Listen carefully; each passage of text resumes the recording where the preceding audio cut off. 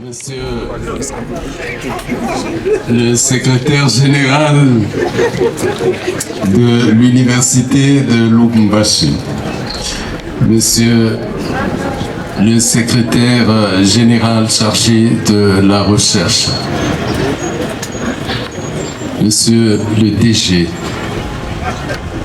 en vous citant, je cite en même temps celle qui vous a marqué de l'indice de félicitations, votre chère et tendre épouse, qui est votre muse en même temps. Messieurs les doyens des facultés, Auguste invité. Madame la première présidente de la Cour d'appel, chers professeurs des universités, chères étudiantes, chers étudiants,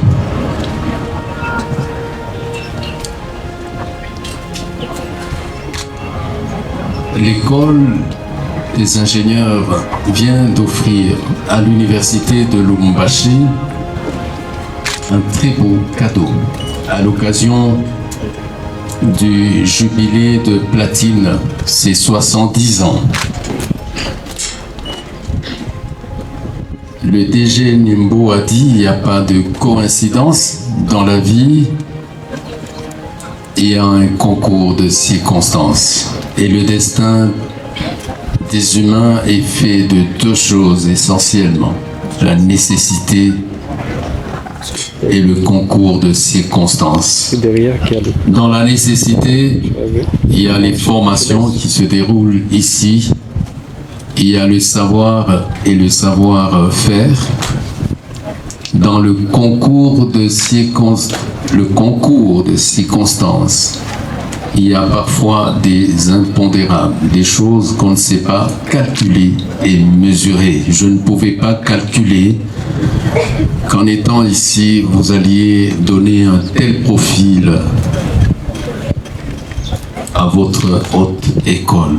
Vous avez construit ici, dans le consortium, avec vos collaborateurs, mais ce que vous avez construit davantage, c'est l'âme de tous ces étudiants et ces enseignants qui font partie de votre temps. Vous avez construit leur âme dans le sens de croire. Comme le délégué des étudiants l'a dit, en un avenir commun, un avenir rayonnant. Vous avez donc renforcé et consolidé la foi des étudiants dans leurs formateurs et dans les sciences. Ça, c'est plus fort que les briques que vous avez placées les unes à côté des autres. Mais ce faisant, vous avez vous-même apporté votre brique, chargée de volonté, chargée de créativité et d'initiative, de faire quelque chose de bien. L'essentiel est dans le bien, justement. Et vous avez cru que en ce temps-ci et plus tard et longtemps, ce que vous construisez ici est construit en même temps dans l'âme des étudiants. C'est le plus important. C'est que eux, à leur façon, là où ils partiront, ils croiront dans le sens et les valeurs de construire pour le pays. À partir du peu que nous pouvons avoir, chacun d'entre nous peut construire ce Congo plus beau qu'avant. C'est pour ça que il y a quelques années, nous avions pris l'initiative d'avoir ce foncier de 8000 hectares. À supposer qu'il faille construire là-bas, vous le savez, il y a des documents qui sont présentés auprès du gouvernement de la République démocratique du Congo. Le président de la République, quand il est passé à l'Expo Béton, vous avez des clichés, vous avez des images. Vous m'envoyez parfois des photos à ce propos. Nous étions placés là où les gens pouvaient croire que le président de la République n'allait pas passer par là. un petit peu à distance, un peu à l'écart qu'on était. Mais c'est par là qu'il est passé. Et vous le savez certainement parce que souvent vous enregistrez. Il a dit « Félicitations pour le travail qui se fait à l'université de Lubumbashi. C'est un travail qui se fait avec excellence. » Lui, le président de la République, a dit ça par rapport aux faits sur lesquels nous-mêmes parfois on n'insiste pas. Il a ajouté « Nous allons vous encourager ». Il est allé visiter l'ESI, la Polytechnique, il a vu nos projets. Nous construisons donc ensemble ce Congo plus beau qu'avant à partir du peu que nous avons. C'est ce que vous avez fait. Vous construisez en cet endroit l'avenir des plus petits. Il n'y a pas plus grand que d'agir en faveur des plus petits en vue de leur croissance jusqu'au niveau où vous êtes. Vous êtes au niveau effectivement de me conforter sans que ça soit le confort de ce que j'ai observé hier. Je me suis rendu à Sakania dans des conversations avec les autorités de frontières parce que nous avons besoin d'installer de ce côté-là, avec l'appui de cette entreprise minière, une école des mines qui sera évidemment en prolongement avec ce que nous allons initier à partir d'ici, dans le même sens.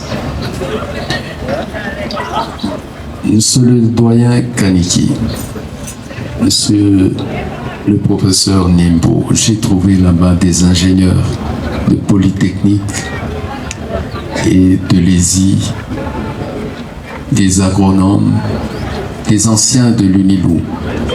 C'est eux qui gèrent, qui font cette mine-là. Il n'est donc point besoin d'aller chercher la ressource humaine de qualité ailleurs. Il est ici. Je voudrais que l'auguste présence et l'auguste participation à cette cérémonie puisse acclamer pour les formations à l'université de Lubumbashi. J'ai à l'esprit cet ingénieur-là de l'UNILO qui nous a expliqué comment fonctionne et est organisée cette mine de la meilleure façon possible. Je leur ai dit, vous êtes un chef-d'œuvre de formation. Et donc, vous, les enseignants des universités, ne doutez pas sur l'investissement que vous placez ici. Déjà, allez-y et partout, il y a Polytechnique et toutes les autres facultés. Mais davantage, le meilleur investissement aura été justement de faire que les bras, les mains de ces tout petits qui passent par ici arrivent, disais-je, à construire notre pays. Notre pays a besoin d'appropriation.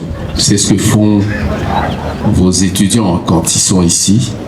Vous avez dit, ils ont transformé cet endroit. Effectivement, il s'agit de cela.